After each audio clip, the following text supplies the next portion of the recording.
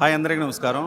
అయితే ఇక్కడ ఒక వ్యక్తి ఇక్కడ కనిపించారు. ఆయన మీరు చూస్తున్నారు. ఆయనకి ప్రత్యేకంగా పరిచయం అవసరం లేని పేరు. తెలుగు రాష్ట్రాల్లో చాలా సుపరిచితం, చాలామందికి తెలిసిన వ్యక్తి. కానీ ఒక డాక్టర్‌గా తెలిసిన వ్యక్తి. ఆయనే కమ్మెల శ్రీధర్ గారు, యూరాలజిస్ట్. చాలా పేరు ప్రఖ్యాతులు పొందిన డాక్టర్. అయితే ఇవాళ జనసేన పార్టీ కార్యాలయంలో కనిపించారు. ఏమిటి? ఆయన మళ్ళీ రాజకీయ అరంగేట్రం చేస్తున్నారా? ఏంటి కారణం? మనం కనుక్కునే ప్రయత్నం చేద్దాం. సార్ నమస్కారం సార్. నమస్కారం అండి. సార్ ఏంటి సార్ మీరు జనసేన పార్టీ కార్యాలయంలో కనిపించారు? మేము యాక్చువల్లీ పవన్ కళ్యాణ్ గారి అభిమానులమే, అదేవిధంగా కూటమి కూడా అభిమానులమే. అయితే ఈ క్రమంలో తెలంగాణలో కొత్త పార్టీ పెట్టారు, పార్టీ కార్యాలయం పెట్టారు అనే ఉద్దేశంలో వారిని విష్ చేసి శుభాకాంక్షలు తెలియజేయడానికి, భవిష్యత్తులో చాలా గొప్పగా ఇది ఎదగాలనే ఒక ఆకాంక్షను తెలియజేయడానికి ఈరోజు రావడం జరిగింది. మీ అందరికీ తెలిసిందే, నా సహధర్మచారిణి డాక్టర్ ఉండవల్లి శ్రీదేవి, ఆమె ఆంధ్రప్రదేశ్ లోపల తాడికొండలో ఎమ్మెల్యేగా గెలిచారు. ఆ గెలిచిన క్రమంలో కూడా అది గెలిచినటువంటిది ఎస్సీ కాన్స్టిట్యూన్సీ అయినా అక్కడ ఉన్నటువంటి కాపుల ఓట్లు చాలా కీలకంగా మారినాయి. మేము వైఎస్ఆర్సీపీ జగన్ గారి పార్టీలో టికెట్ సంపాదించి అక్కడి నుంచి పోటీ చేసినప్పుడు అది ఎట్లాగో ఓడిపోయే సీట్ అని చాలామంది చెప్పారు. ఎందుకంటే అక్కడ అమరావతి అనే రాజధానిని తెలుగుదేశం ప్రకటించింది. అయినప్పటికీ కూడా ధైర్యంగా అక్కడ పోటీ చేసి అక్కడ ఉన్నటువంటి ఎస్సీల మధ్యలో టఫ్ ఫైట్ ఉంది. మరి 15,000 కాపు ఓట్లు ఉన్నాయి. ఆ కాపు ఓట్లు కనుక ఎక్కువగా మేము సంపాదిస్తే మాత్రమే గెలుపు సాధ్యమవుతుందని అప్పుడు ఉన్న జగన్ గారు చెప్పారు. మేము కష్టపడి పనిచేసి కాపు విలేజెస్కి తిరిగి చాలామంది మా అభిమానులందరినీ కూడా మేము ప్రాధేయపడి చివరికి ఆ 15,000 ఓట్లో 10,000 ఓట్లు మనకు పడినాయి. దాంతో ఆమె 4,000 ఓట్లతో గెలవడం జరిగింది. అంటే చాలా కష్టమైన సీట్ అది.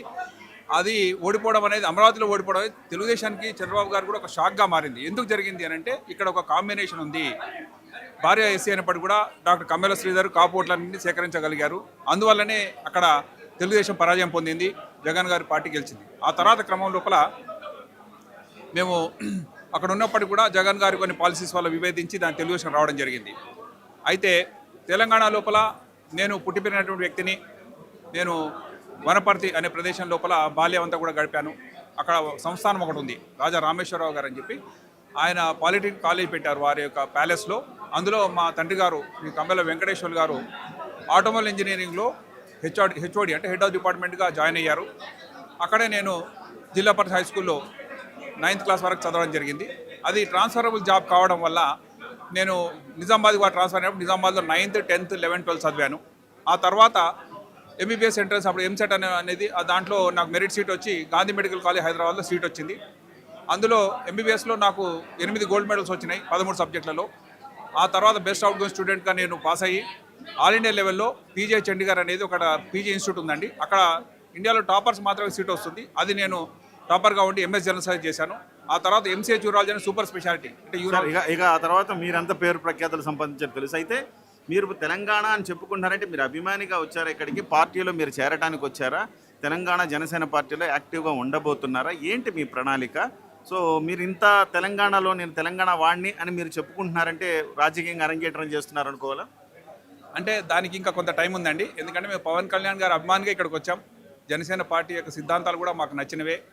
కూటమిలో భాగస్వామ్యం అవ్వడం కూడా చాలా అచ్చొచ్చిన విషయమే. అయితే ఈరోజు వచ్చి ఆయన కంగ్రాచులేట్ చేయడము, బెస్ట్ విషెస్ చెప్పడము, రానున్న రోజుల్లో క్రమేపీ కాలక్రమేణా ఎలా పరిణామాలు ఉంటాయనేది ఇప్పుడు చెప్పలేకపోయినా మేము మాత్రం ఈ పవన్ కళ్యాణ్ గారి అభిమానిగా జనసేన యొక్క శ్రేయోభిలాషిగా ఉంటూ వస్తున్న కాలంలో మీకే తెలుస్తుంది నిజంగా మనం ఆరోగ్యం చేసి దీని ద్వారా వెళ్ళబోతున్నామా లేక ఇంకేమైనా ఉందా అని చెప్పి. అంటే మీకు కాంక్ష ఉందా? రాజకీయంగా తెలంగాణ లోపల ఉన్న పరిస్థితులను కొంత మార్పు తేవాలని, ఇక్కడ ఉన్నటువంటి కొన్ని సమస్యలు పరిష్కరించాలని, దానికి రాజకీయ రంగం అనేది ఎక్కడైనా సరే ఒక బలమైనటువంటి ఒక సాధనంగా కానీ ఒక మాధ్యమంగానే ఉంటుంది. అవకాశం ఉంటే తప్పకుండా రాజకీయాలకు రావాలని, తద్వారా ప్రజా జీవితానికి కూడా రావాలి. నేను డాక్టర్గానే వైద్య సేవ. మీరు ఎమ్మెల్యే సీట్ ఆశిస్తున్నారా? ఎక్కడ పోటీ చేయాలనుకుంటున్నారు? అది ఇప్పుడు మనం చెప్పలేమండి. ఎందుకంటే it is too early now. ఎందుకంటే ఒక పార్టీ కార్యాలయం యొక్క ఇనాగ్రేషన్కి వచ్చాము, వారిని కలిసి వారికి శుభాకాంక్షలు చెప్పి వారికి శాలువా కప్పి మీ మీ యొక్క అభ్యున్నతిని మేము ఆకాంక్షిస్తామని చెప్పడానికి మాత్రమే వచ్చాం. తర్వాత క్రమంలో అలాంటి జరిగితే జరగచ్చు. దానికి పదవులు అనేవి అంటే ప్రాతిపదికగా మీరు వచ్చారా? జనసేన పార్టీ కోసం పనిచేస్తాం, పదవుల సంబంధం లేదు అనే దాంతో వచ్చారా? పదవులతో సంబంధం లేదండి. ఎవరైనా సరే రాజకీయ రంగం రావాలంటే పదవుల కోసం వస్తే పొద్దున ఎమ్మెల్యే టికెట్ ఎవరు అనుకోండి, అయినా మీరు పార్టీలో ఉంటారా? అవన్నీ ఇప్పుడు మనం చెప్పలేము, వాటి గురించి ప్రస్తావించడం కూడా సబబు కాదు.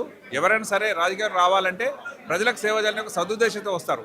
పదవులు అనేవి అంటే నిమిత్తం మాత్రం అండి, వస్తాయి రాకపోవచ్చు కూడా. కానీ దానివల్ల మనిషి కలత చెందడం కానీ ఉప్పొంగిపోవడం అనేది ఉండదు. అలా ఉంటే వాటికి మాత్రం సంబంధం లేకుండా జనసేన పార్టీలో సేవ చేస్తారా అంటున్నాను. జనసేన పార్టీలో అని మనం ఇప్పుడు చెప్పలేకపోయినా జనసేన పార్టీకి అభిమానిగా మాత్రం ఒకవేళ అవకాశం ఇస్తే అవకాశం అంటే ఇస్తే పార్టీలో మిమ్మల్ని జాయిన్ చేసుకుంటే పార్టీలు రమ్మని కూడా ఆహ్వానిస్తున్నారండి పార్టీ యొక్క ముఖ్య నాయకులు. దాని గురించి ఆలోచిస్తా అని చెప్పాను. కొద్ది రోజుల్లో మా నిర్ణయం చెప్తామని చెప్పాను. వారు కూడా సరే మేమైతే కాంటాక్ట్లో ఉంటాము, పవన్ కళ్యాణ్ గారి యొక్క వారి ప్రిన్సిపల్స్ మీకు నచ్చినట్టయితే సంతోషంగా మీరు రండి అన్నారు. కొంతకాలం తీసుకొని ఒక నిర్ణయం చెప్తా అని చెప్పి నేను ఈరోజు చెప్పగలను. సార్ ఇప్పుడు మీరు ఒకవేళ రాజకీయాల్లోకి రావాలనుకుంటే ఏంటి మీకు పర్టికులర్ ఏమైనా ప్రణాళిక ఉందా? ఏమేమి సెక్టార్లలో మీరు ఒక కీలకమైన ప్రభావం చూపించగలరని ఏమన్నా ఒక అంచనా ఉందా? ఒక ప్రణాళిక ప్లాన్ ఉందా? తప్పకుండా ఉందండి. ఎందుకంటే ఏ సమాజమైనా వర్ధిల్లాలంటే విద్య, వైద్యము, వ్యవసాయము, ఈ మూడు చాలా ముఖ్యమైనవండి. ఆ తర్వాత అభివృద్ధి, సంక్షేమ రకరకాలు ఉంటాయి. కానీ నేను వైద్య రంగంలో సూపర్ స్పెషల్ పొందినవాడిని కాబట్టి నాకు వైద్యం క్షుణ్ణంగా నాకు తెలుసండి. ఎక్కడెక్కడ ఫ్లాస్ ఉన్నాయి, ఎక్కడెక్కడ లూప్ హోల్స్ ఉన్నాయని వాటిని సరిదిద్దడానికైతే తప్పకుండా ప్రయత్నం చేస్తాం. విద్య అనేది ఏ సమాజంగా పునాది లాంటిది. అలాంటి విద్యను మరింత ఉన్నతంగా, అంటే పాతకాలంలో ఉన్న రాజకీయ నాయకులు కేజీ టు పీజీ ఉచిత విద్య అన్నట్టు ఎక్కడ దాని అనువాలు లేవండి. అలాంటి ఉట్టి వాళ్ళ మాటలన్నీ కూడా నీటి ముట్లయినాయి. కాబట్టి అలా కాకుండా ఆచరణ యోగ్యంగా ప్రత్యక్షంగా క్షేత్రాలు చూపించగలిగినటువంటి హామీలతో ముందుకెళ్తాం.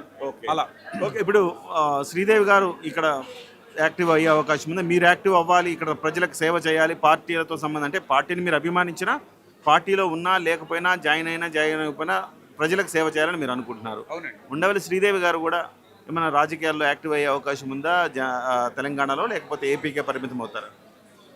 ఆమె ఆల్రెడీ ఏపీలో యాక్టివ్గా ఉన్నారండి.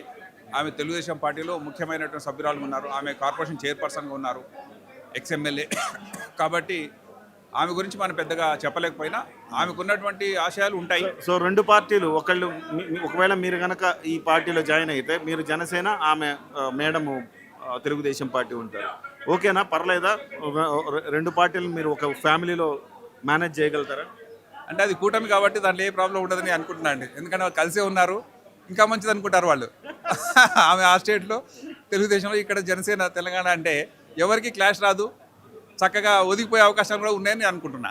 రైట్. ఎనీవే శ్రీధర్ గారు, కంగ్రాచులేషన్స్. మీరు ఒక డాక్టర్గా లబ్ధ ప్రతిష్ఠులు, తెలుగు రాష్ట్రాల్లో మీరు తెలియని వారు ఉండరు. అలాంటి వ్యక్తి మీరు మళ్ళీ రాజకీయాల్లోకి వచ్చి వైద్య రంగంలో మీదైన శైలిలో సేవ చేయాలని మీరు భావించడం అనేది ఒక శుభ పరిణామం. మీకు కూడా ఒక మంచి పొజిషన్స్ రావాలని, అలాగే ప్రజలకు మీరు మరింత ఉపయోగపడే పనులు చేయాలని మనస్ఫూర్తిగా కోరుకుంటున్నాం సార్. All the best.